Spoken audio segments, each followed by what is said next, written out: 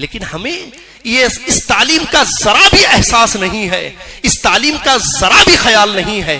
ذرا اندازہ کریے کس طرح کی اسلام کی تعلیم اسلام نے ہمیں دی ہے، اور ہمارا ذرا بھی اسلام کی تعلیمات کے حوالے سے اس کی طرف توجہ ہی نہیں ہے۔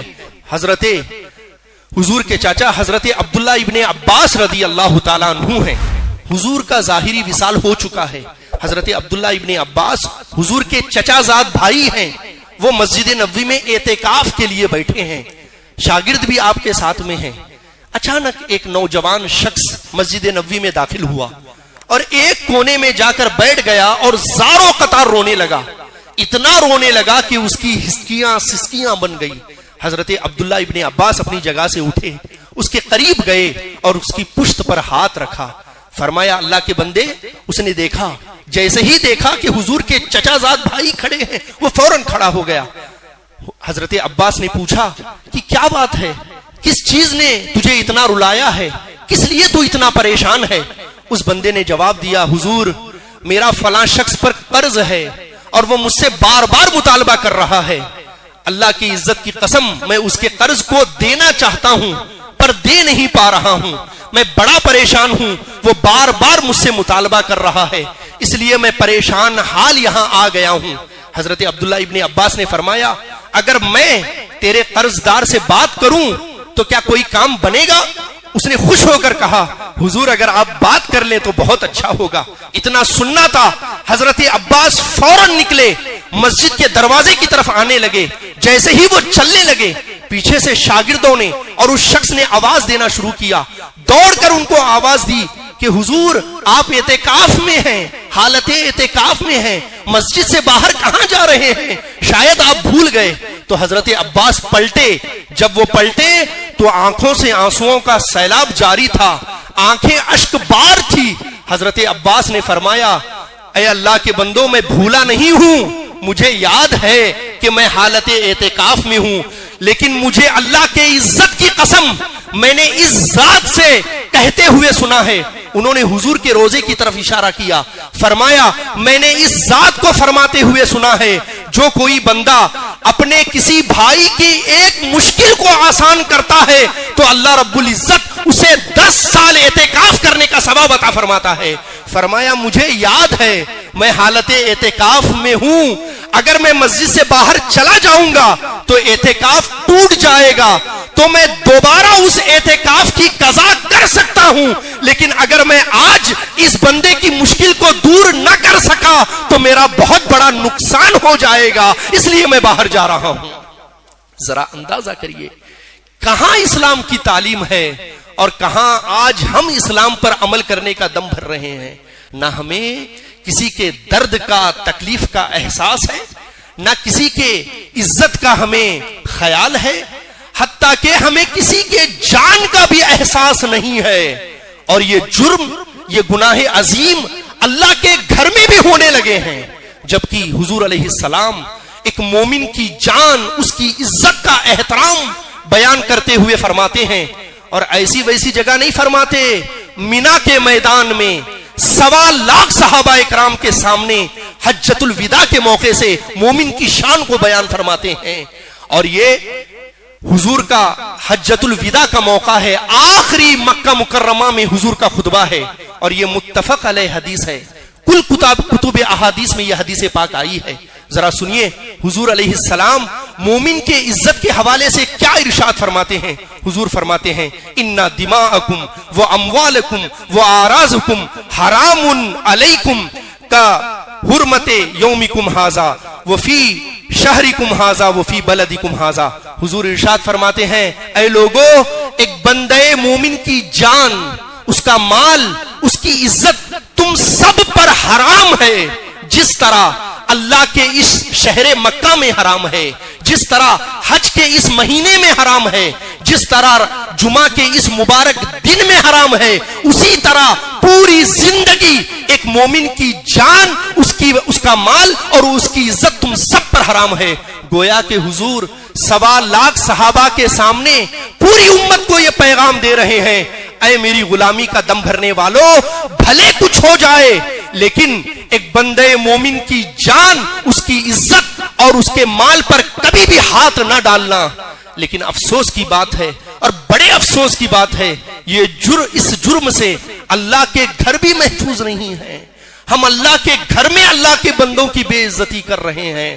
اور ظلم بالائے ظلم یہ ہے کہ کچھ دن پہلے گوا کی سرزمین پر ایک کمیٹی کے اختلاف کے نام پر اللہ کے گھر مسجد کے باہر جمعہ کے دن نماز جمعہ کے بعد اللہ کے گھر کے دروازے کے باہر ایک معمولی سے گناہ پر یا معمولی سے اختلاف پر ایک نوجوان کو قتل کر دیا گیا.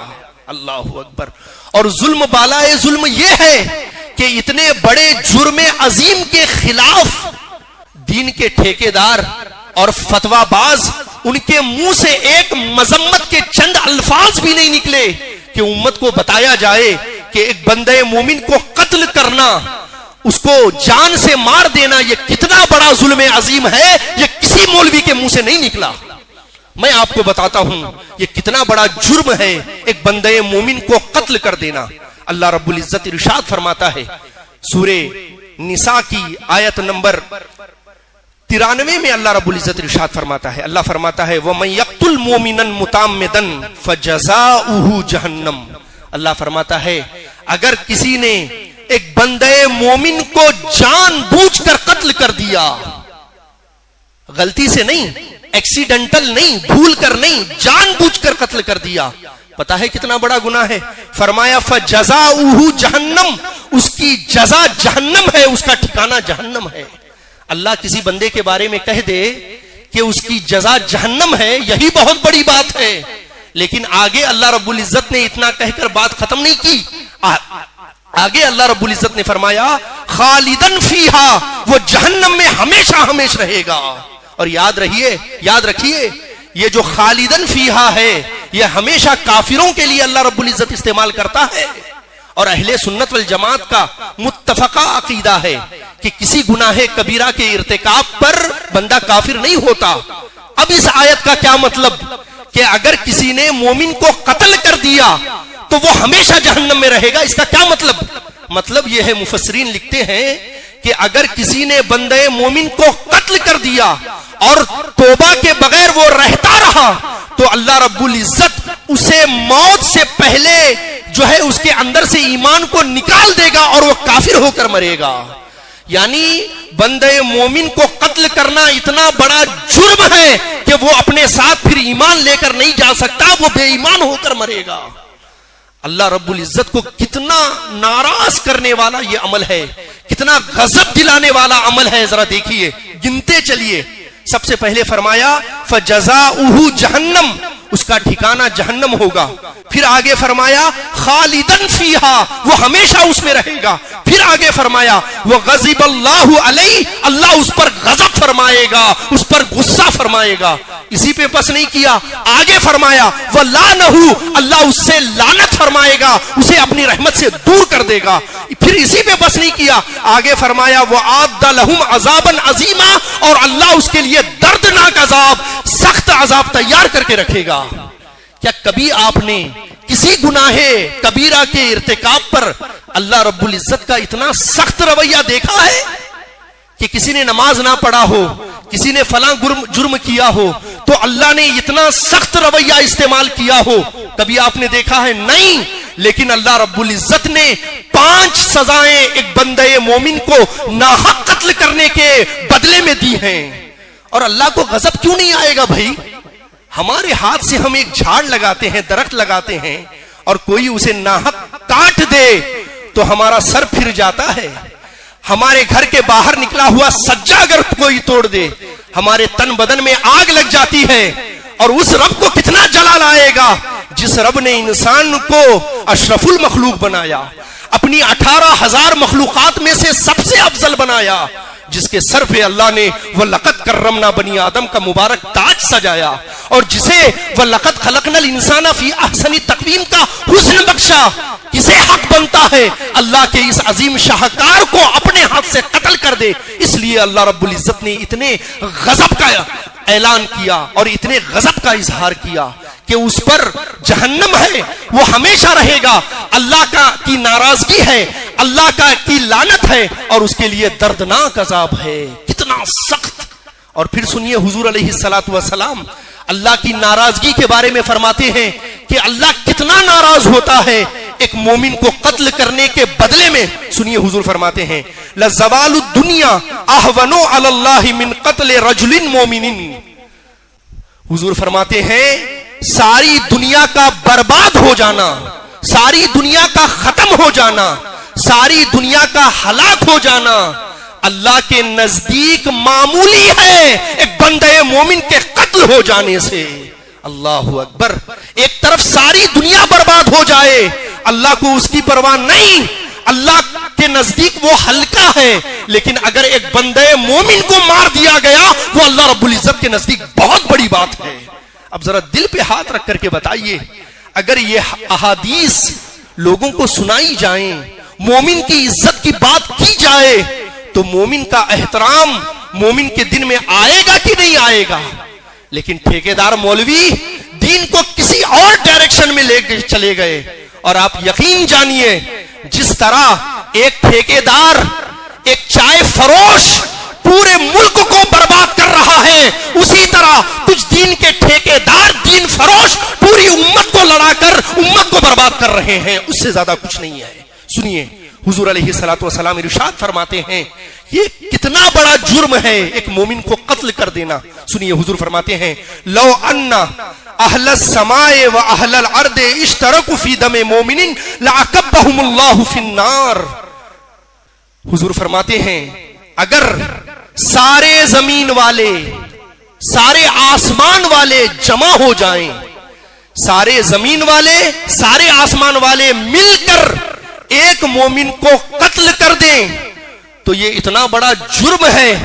حضور فرماتے ہیں لعقبهم اللہ فی النار. اللہ یہ نہیں دیکھے گا کہ زمین والے اور آسمان والے بہت زیادہ ہیں اور مرنے والا ایک ہے. اللہ یہ نہیں دیکھے گا. لعقبهم اللہ فی النار. اللہ آسمان والوں کو بھی زمین والوں کو بھی اٹھا کر اوندھے منہ جہنم میں ڈال دے گا. یعنی اللہ رب العزت کے نزدیک ایک بندے مومن کی عزت کا اتنا احترام ہے اور اس کی جان کی اتنی قیمت ہے کہ اگر زمین اور آسمان والے مل کر بھی اس جرم کا ارتکاب کریں تو اللہ سب کو سزا دینے سے اپنے ہاتھ پیچھے نہیں رکھے گا. یہ اتنا بڑا جرم ہے کسی مومن کو قتل کر دینا. اور ہم چھوٹی چھوٹی کمیٹی کے اختلاف کے نام پر اور جس کا ہمیں علم نہیں ہے اس بات کے اختلاف کے نام پر زمین کی چند فیٹ دنیاوی زمین کے نام پر ایک مومن کو قتل کر دیتے ہیں، قتل کروا دیتے ہیں. یہ کبھی معاف کرنے والی چیز نہیں ہے. پتہ نہیں وہ مرنے والا کتنی دعاؤں سے پیدا ہوا تھا، کتنے لوگوں کے ارمان اس سے وابستہ تھے. کبھی سوچا ہے اس کے ماں باپ کا کیا ہوا ہوگا، اس کی بیوی کا کیا ہوا ہوگا، اس کے بچوں کا کیا ہوا ہوگا؟ یہ کبھی بھی روا نہیں. لیکن وہ صبر کریں گے تو اللہ رب العزت انہیں بڑا اجر عطا فرمائے گا. میں یہ بتانا چاہتا ہوں قیامت کے دن ایسے لوگوں کا کیا ہوگا. سنیے حضور علیہ الصلوۃ والسلام ارشاد فرماتے ہیں یجیء المقتول بالقاتل یوم القیامت بناصیتہ وراسہ بیدی. حضور ارشاد فرماتے ہیں کل قیامت کے دن وہ مرنے والا مقتول اپنے قاتل کو پیشانی کے بالوں کو پکڑ کر اللہ کی بارگاہ میں لے آئے گا، اللہ کی بارگاہ میں لا کر کھڑا کر دے گا اور اس کی رگوں سے خون بہ رہا ہوگا، تازہ خون اس کے وجود سے جاری ہوگا اور اللہ کی بارگاہ میں اس کی پیشانی کو پکڑ کر کھڑا کر کے پوچھے گا یا ربی سل ھذا لما قتلنی. اے اللہ تو پوچھ اس نے مجھے کس جرم کے بدلے قتل کیا تھا. جب اللہ خود سوال کرے گا بتا تو نے میرے بندے کو، میرے عظیم شاہکار کو کس چیز کے بدلے قتل کیا تھا، تب بندے کے پاس کیا جواب ہوگا؟ میں صدر بننا چاہتا تھا، میں اپنے دوست کو صدر بنانا چاہتا تھا، اس لیے میں نے مسجد کے دروازے پہ قتل کیا. یہ بہت بڑا جرم ہے، یہ بہت بڑی ناانصافی ہے. ہم اور آپ کو مومن کے حق کے بارے میں سمجھنا چاہیے. حضور علیہ الصلوۃ والسلام پوری امت کو یہ پیغام دے رہے ہیں کہ اے میری غلامی کا دم بھرنے والو، جس طرح حرم پاک میں حج کے دن جمعہ کے روز جس طرح ایک دوسرے کو قتل کرنا حرام ہے، اسی طرح تم دنیا کے کسی ملک میں رہو، دنیا کے کسی دن سال کے کسی دن میں رہو، سال کے کسی مہینے میں رہو، مومن کی عزت اسی طرح عظیم ہے جس طرح خانہ کعبہ میں کھڑے ہوئے آدمی کی عزت ہے۔